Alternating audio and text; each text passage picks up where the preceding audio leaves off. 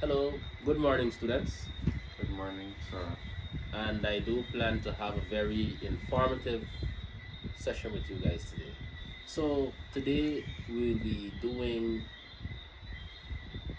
respiratory and cardiovascular fitness, or many would like to term it cardiovascular and respiratory fitness. So, basically, fitness is the ability to perform a task according to the demands. Cardiovascular speaks about the heart, respiratory speaks about the lung capacity. So, cardiovascular, respiratory fitness, basically, it's going to speak of how good the heart and lungs will be working together in order to achieve the required demands of an exercise. Before I go on, is there anything anyone would like to add? Everyone understands? Well, I can add to say that um, apart from just talking about the lungs and talking about the heart and the blood vessel, right, we're saying is that ability of the lungs, the heart, the blood vessel to supply oxygen. It's very important to remember those components, right, to supply oxygen rich blood to muscles during sustained activity because that is when it is needed. Okay, very good. So let's proceed with the lesson.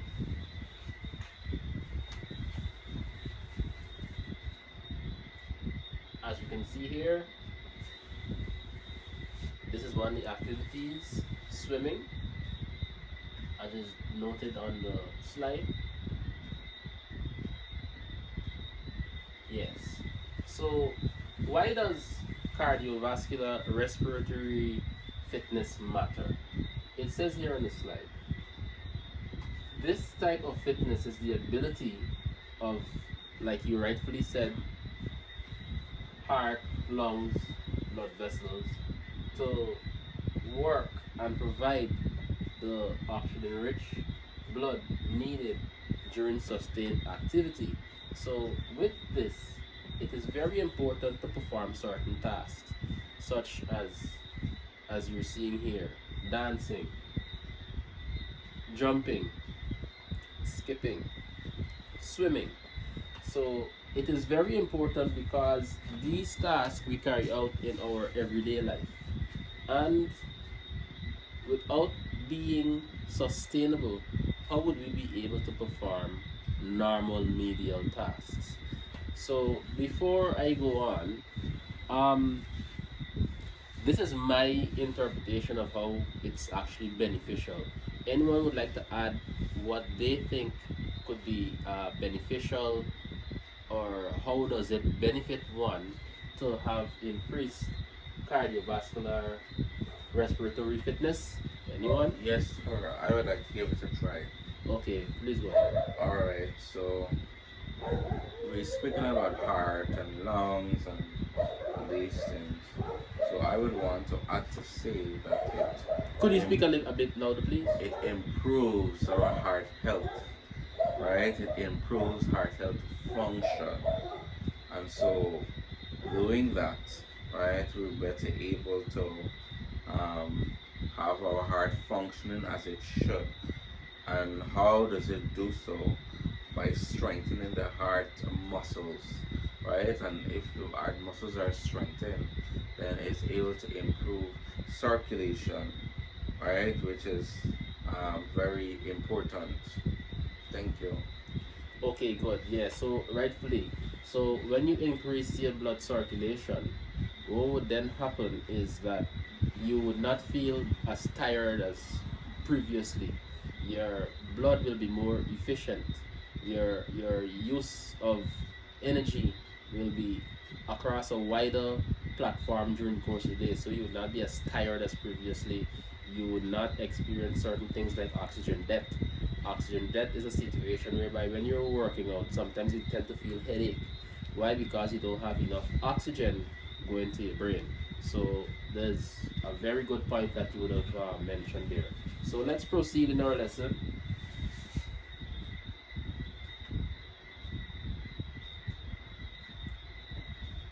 Yeah, so we have key components here: heart health, lung capacity, circulation, muscularity, and endurance. So these are the components of increased cardiovascular and respiratory fitness. Okay, class? Yes, sir. Good. So you already explained heart health. You already spoke about lung capacity, circulation. Could you speak on anything at all about increased muscularity and or endurance? Yeah. Well, if we want to speak about endurance, then in order for us to have that, then we must be consistent in what we do. It doesn't just come, overnight, just like that.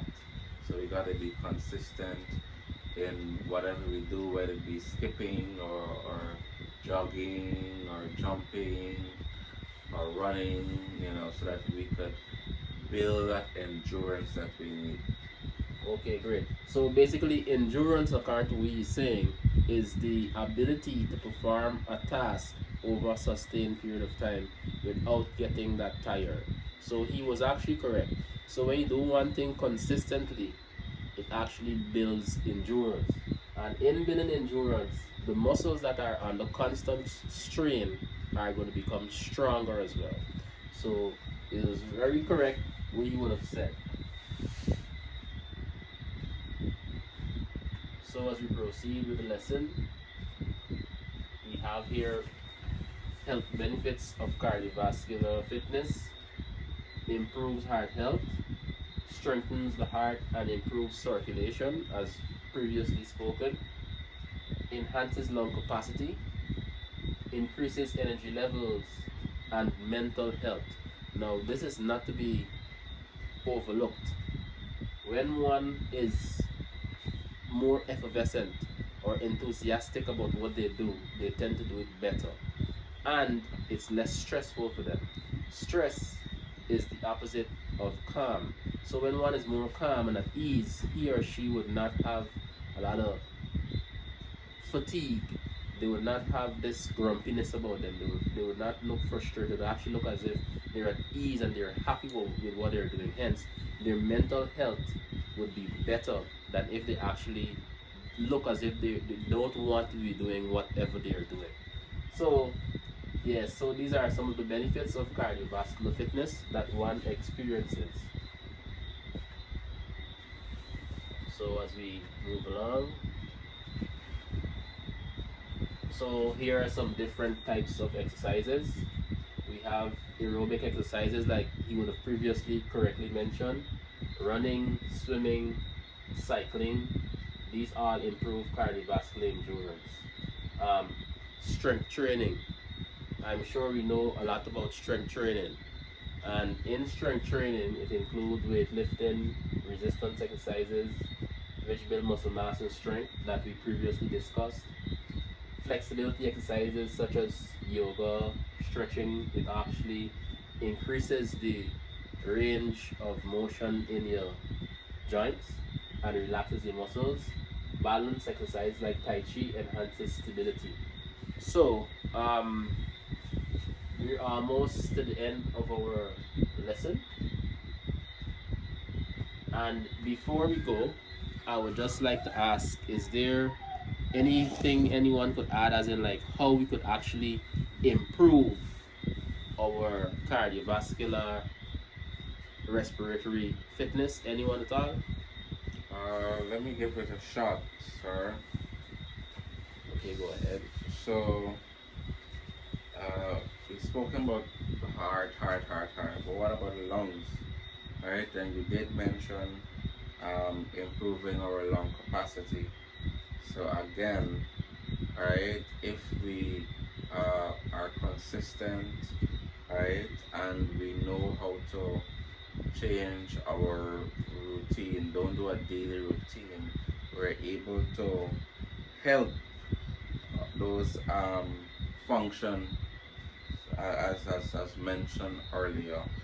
So we just gotta ensure that we do what we're supposed to do in terms of being consistent, and then every other thing will flow in terms of improving its function, whether it be the lungs or whether it be the heart, as long as we do that.